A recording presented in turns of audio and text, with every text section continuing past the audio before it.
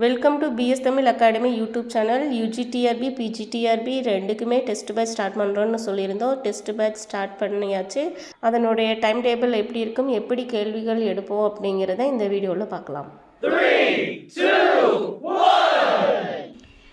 UGTRB PGTRB ரெண்டுக்கும் தனித்தனியாக test batch start பண்ணியிருக்கு.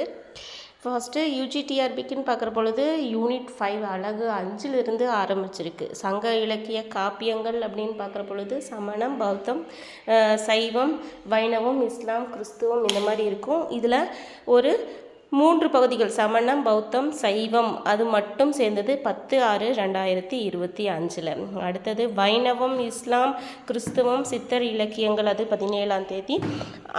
அழகு 6ல் சிற்றிலக்கியங்கள் அது 2 புக்கு கொடுத்துருக்காங்க. அதில் நாவி ஜெயராமன் ஒன்று, மு சண்முகம் பிள்ளை ஒன்று. ஸோ அது 2 டெஸ்ட்டாக வச்சுருவோம்.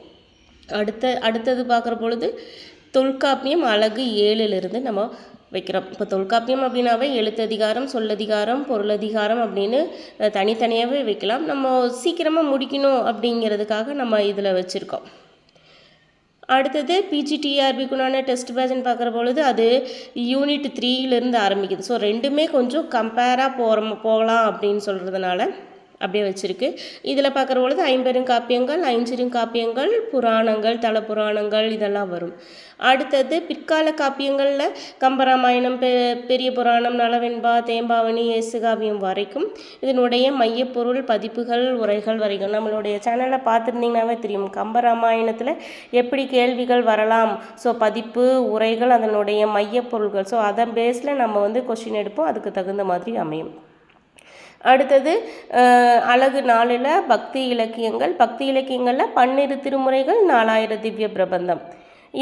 இதுவும் அதனுடைய ஆசிரியர்கள் வரலாறு, பதிப்புகள். அடுத்தது சித்தர் பாடல்களில் தாய்மானவர்கள், பட்டினத்தார், அருணகிரிநாதர், வள்ளலார் இவர்களுடைய படைப்புகளிலிருந்து கேள்விகள் கேட்கப்படும். இது எல்லாமே ஆல்ரெடியும் படித்தது தான். ஸோ உங்களுக்கு ரிவிஷன் கொடுக்கக்கூடிய வகையிலையும் இந்த வினாக்கள் அமையும்.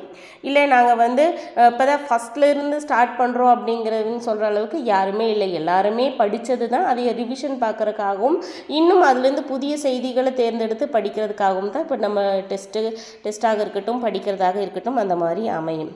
அடுத்தது அழகு 5ல் இக்கால இலக்கியத்தில் கவிதையும் சிறுகதைகள் மட்டும் சேர்ந்த மாதிரி ஒரு டெஸ்ட். ஒவ்வொரு டெஸ்ட்டுமே எப்படி அமையும் அப்படின்னா 110 வினாக்கள் அமையும். அடுத்தது இதுக்குண்டான அமௌண்ட்டுன்னா மாதத்துக்கு 150 ரூபா. இது நம்ம ஒரு ஃப்ரெண்ட்ஸோடு சேர்ந்து வெளியில் போய் ஏதாவது கடையில் சாப்பிட்டாலும் சரி, ஏதாவது ஒரு பொருள் வாங்குறதாக இருந்தாலும் சரி, இது ரொம்ப கம்மியாகத்தான் இருக்கும்.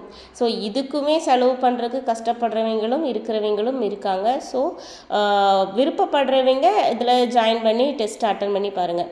இப்போ நம்மளுடைய சேனலில் இன்னொரு மார்க் டெஸ்ட் எப்படி எழுதலாம், எப்படி கொஸ்டின் அமையும் அப்படிங்கிற மாதிரி ஒரு டெஸ்ட்டுமே ஒரு அடுத்த வீடியோவில் போட்டலாம். ஒரு 10-15 மார்க்குக்கு தகுந்த மாதிரி வினாக்கள் அமையும் பொழுது உங்களுக்கும் எப்படி கேள்விகள் அமையுது, எப்படி கேள்வி எடுக்கிறாங்க அப்படிங்கிறது உங்களுக்கும் தெரிஞ்சிடும். இப்போது காப்பியங்கள் அப்படின்னு பார்த்துக்கிட்டோம் அப்படின்னா ஒரு எக்ஸாம்பிளுக்கு எப்படி கொஸ்டின் எடுப்போம் அப்படின்னு சொல்லி பார்த்துக்கிட்டோம்னா, இப்போ ஒரு காப்பியங்கள் அப்படின்னு பார்த்துக்கிட்டோம்னா 50 காப்பியங்கள், 5 காப்பியங்கள். இந்த கேள்விகளில் முன்னாடி கேட்கப்பட்ட கேள்விகள் எப்படி அமைஞ்சிருந்தது அதுக்கு தகுந்த மாதிரி நமக்கு அமையும். இதில் இரட்டை காப்பியங்கள், அடுத்தது பெரிய புராணம் ஆய்வு, தமிழர் சமய வரலாறுன்னு சொல்லி இதுக்கு ரெஃபரன்ஸ் புக்காக யூஜிடிஆர்பிக்கு கொடுத்துருக்காங்க. ஸோ அதுக்கு தகுந்த மாதிரி அந்த சங்க இலக்கிய காப்பியங்கள் அமையும். நாவி ஜெயராமன்கிறது அந்த சிற்றிலக்கியங்களில் 2 அமைஞ்சிடும். பிஜிடிஆர்பிக்கு அப்படின்னு சொல்லி பார்த்துக்கிட்டோம் அப்படின்னா அதே மாதிரி தான் காப்பியங்கள், 50 காப்பியங்கள், 5 காப்பியங்கள், இலக்கிய வரலாறுகள். அப்புறம் அந்த காப்பியங்கள்லேருந்து முக்கியமான கேள்விகள், எந்த மாதிரி பாடல் வரிகள் ஒருத்தரை பற்றி சொல்கிற பொழுது எப்படியெல்லாம் கொடுக்குறாங்க அப்படிங்கிறது. அடுத்தது நலவெண்பா புதுசாக கொடுத்துருக்காங்க. ஸோ அதுக்கு தகுந்த மாதிரி கேள்விகள் அமையும். பக்தி இலக்கியிலையும் அந்த அருணகிரிநாதர், வள்ளலாருடைய படைப்புகள், பாடல்கள் அதிலிருந்து கேள்விகள் அமையும்.